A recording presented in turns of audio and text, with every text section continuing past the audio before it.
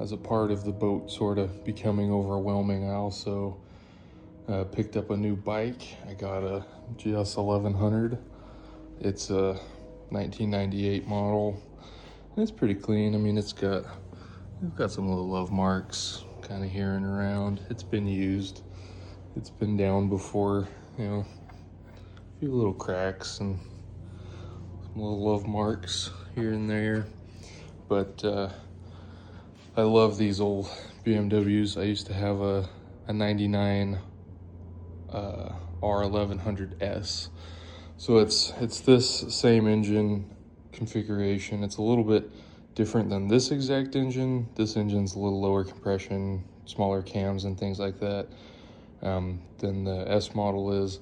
But I put a ton of miles on my S model and I loved it. So I just picked this up.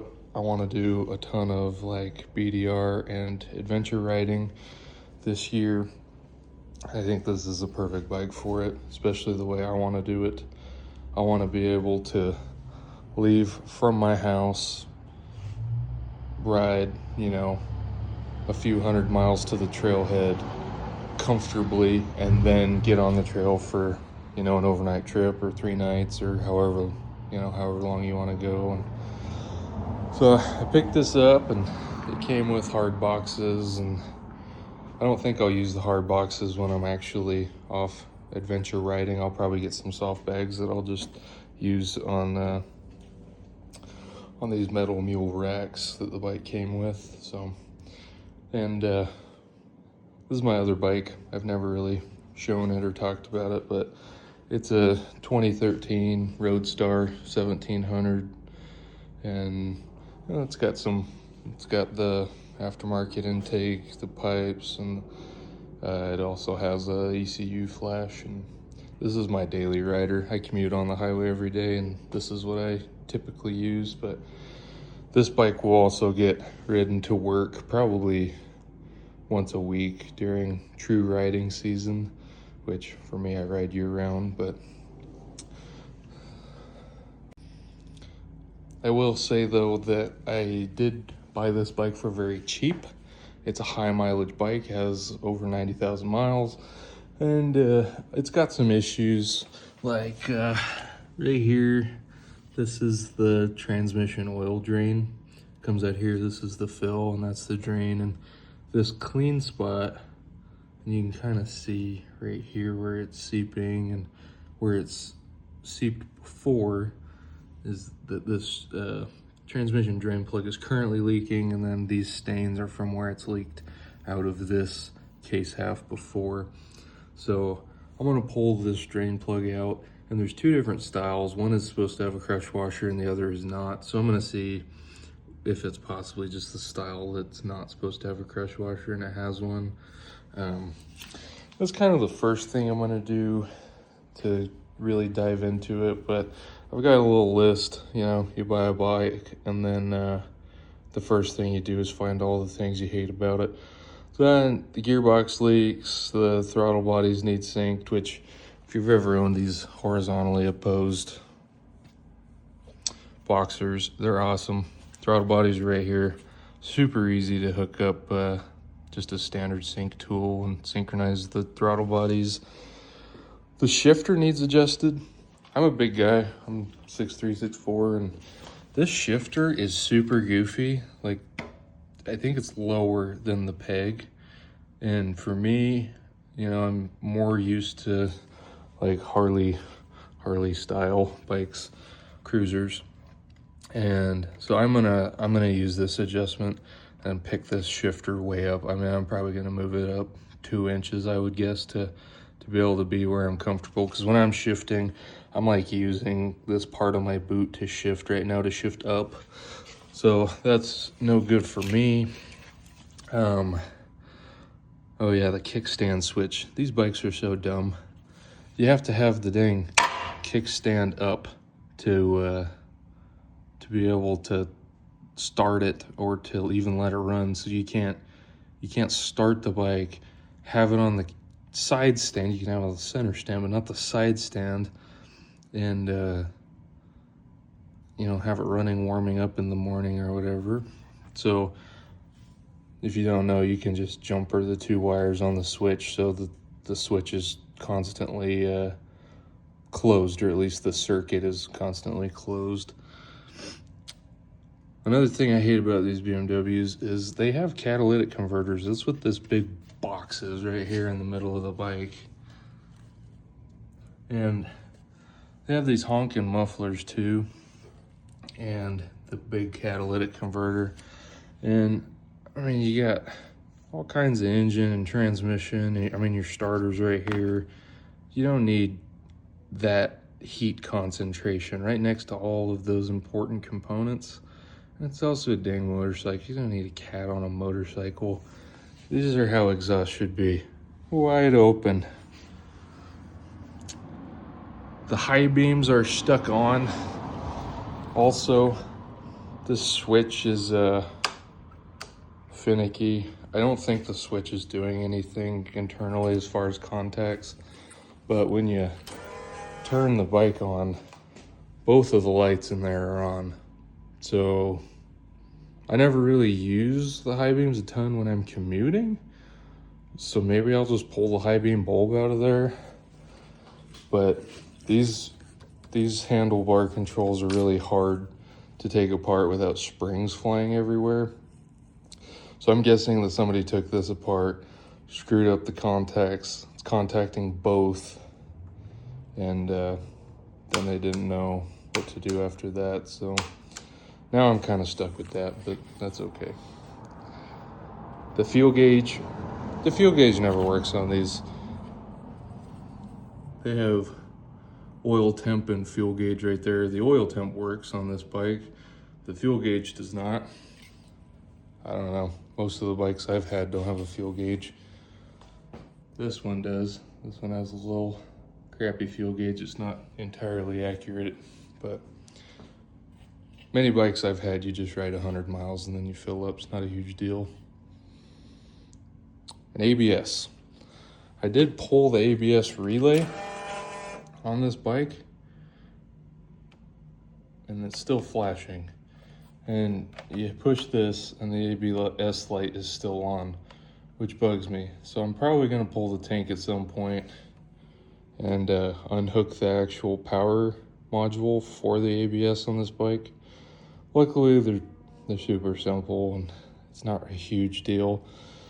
People that ride new bikes freak out not having ABS, but no ABS. RMZ 450 out in the back shed, no ABS. So, anyways, a little update, little bike talk, something I enjoy. So doing my first maintenance project on this bike, fixing the little leak I talked about out of the drain plug. Remove the fill, remove the drain that's back in that passage. And what I found is it has this straight plug, no taper underneath the threads. So these plugs take no crush washer, no O-ring, no seal. You just put them in just like this.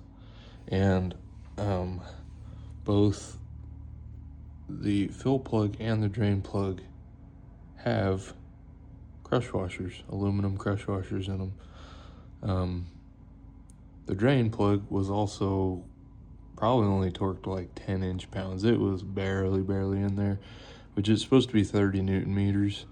I don't know what that converts to in bald eagle units, but it definitely was not on tight enough. And there you can see the fill also has an aluminum crush washer, but actually I'm just noticing this is a tapered plug. So likely this one's supposed to have an aluminum crush washer and the drain is not, but I'm guessing somebody pulled it at some point and went, oh, this is supposed to have a crush washer. That doesn't have a crush washer. Let me put one on both. Now the drain plug leaks and the fill plug does what it's supposed to. So I'm gonna reinstall it with, look through the camera, hard to see, with this crush washer on. I may sand it if it's grooved up. It looks pretty good though. So I'll put the fill plug in with the crush washer, put that plug in, no crush washer, torque to spec, and then see if we have a leak or if we're good to go. Also, why does BMW do this? They make this perfect little drain passage and they spit it out right on top of the front of the cat. Kind of dumb. Well, I got the drain bolt put back in, and then I filled it up, and it takes GL4 or GL5 lubricant, full synthetic, Walmart brand. I know, crazy, but the most important thing with gear oil is if it calls for synthetic, put synthetic in, and if it calls for GL5, put GL5 in. The weights on gear oil are a lot different than on motor oil. Like, people will argue gear oil all day, but for me personally, on motorcycles I use 75 or 80 W90. Those are going to be so close it won't make much difference. And then on like a truck, I'm going to use an 85 140 or an 80 140 or something like that. That's my my theory on gear oil, and so far so good. Comment your own theory on gear oil, because I love to hear other people's opinions, other people's experiences, so feel free to comment.